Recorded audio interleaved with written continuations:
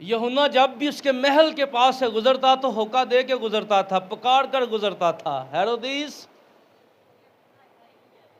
क्या है, तुझे अपने भाई की बीवी रखना। अब ये बात जो थी ये ज़रा महल के अंदर ज़रा हिला देती थी ना, तो कई दफ़ा हमारे अंदर हिल जाते हैं जब हम कोई ऐसी बात हमारे कानों में पहुंचती है तो हम उस आवाज़ को बंद, कई दफ़ा उस आवाज़ से हम जान छुड़ाना चाहते हैं। हम ऐसी आवाज़ें सुनना नहीं चाहते जो हमारे अंदर हिलाएं, जो हमें अंदर से डिस्टर्ब कर दें, जो हमारे ख्वाहिशों को डिस्टर्ब कर दें, जो हमारे माइंड को डिस्टर्ब कर दें, जो हमारे रवैयों को डिस्टर्ब कर दें। हम ऐसी बातों से दूर रहते हैं। और फिर क्या हुआ, उसका रिजल्ट क्या हुआ?